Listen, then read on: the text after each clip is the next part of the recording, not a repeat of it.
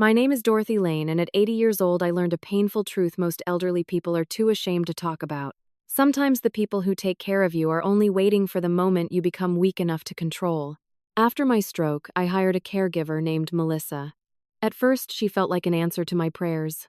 6 months later, she was introducing herself to neighbors as part of the family and referring to my home as our house. And if my granddaughter hadn't visited unexpectedly one Sunday afternoon, I might have lost everything. Before I tell you how the woman I trusted nearly stole my independence, make sure to subscribe. Because growing older shouldn't mean becoming invisible or vulnerable. I spent most of my life as a school librarian in Portland, Oregon. I never married, never had children, but I loved my quiet little life. Books, gardening, tea on rainy afternoons, and the small blue house I bought at 32 with money I saved one paycheck at a time.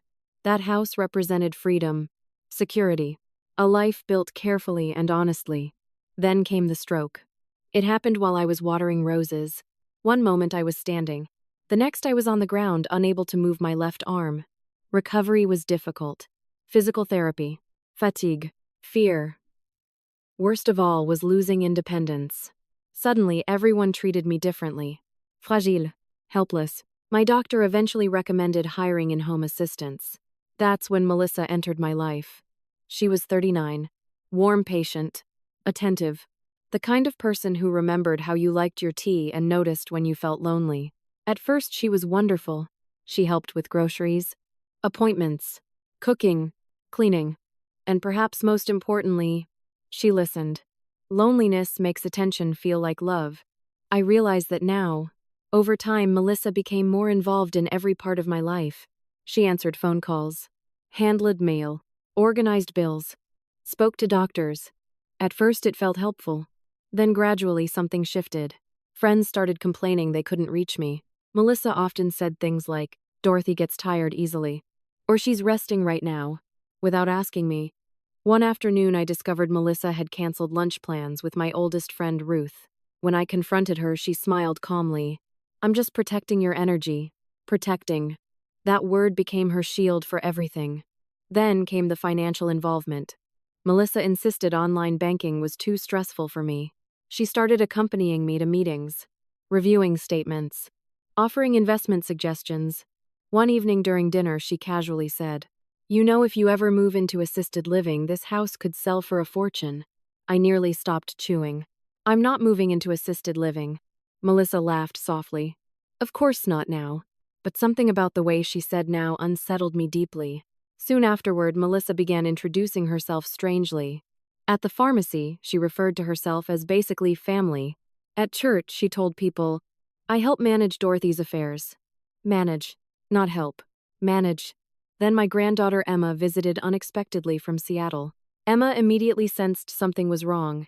She later told me, "Grandma Melissa answers every question directed at you." At first I defended Melissa, because honestly, I was embarrassed. Admitting manipulation means admitting vulnerability. But Emma kept noticing things. Missing jewelry, unopened mail, bank notifications. Then came the moment that changed everything. Emma accidentally overheard Melissa on the phone. "She's isolated enough now," Melissa whispered. "A few more months and guardianship will be easy." Guardianship. My blood went cold hearing that word. Emma immediately contacted an attorney specializing in elder financial abuse. What we discovered horrified me. Melissa had quietly been positioning herself for legal control over my finances. She documented minor memory lapses, collected medical information, encouraged doctors to note cognitive concerns, and worst of all, she had secretly contacted a real estate agent about evaluating my home. My home. The place I spent 48 years building memories. I felt physically ill. Not just from betrayal, from humiliation. How had I missed this? The answer was painfully simple. Loneliness clouds judgment, especially when someone arrives pretending to care. The confrontation happened in my living room. Emma, our attorney, Melissa, and me. When confronted with evidence, Melissa first denied everything, then cried, then blamed stress. Finally, she snapped. "You were alone," she shouted. "You needed me." Needed. As though dependence erased my humanity. The attorney calmly explained that exploiting elderly clients for financial gain was a criminal offense. Melissa's face changed instantly, fear replacing confidence. She left that afternoon, and thankfully never returned. Authorities later discovered she had manipulated two previous elderly clients similarly. To this day, I still struggle with embarrassment. Because society rarely talks honestly about elder manipulation, people assume victims are foolish, weak, naive. But the truth is much more complicated. Predators study loneliness. They learn routines, needs, fears, and then slowly position themselves as indispensable. Today, Emma visits every weekend. I joined a senior social group. I regained more independence than doctors expected. And every morning I still water my roses, the same roses beside which I collapsed during my stroke. Only now I understand something I didn't before. Growing older doesn't make you less valuable, but it does make boundaries more important than ever. Have you ever trusted someone who slowly tried to control your life?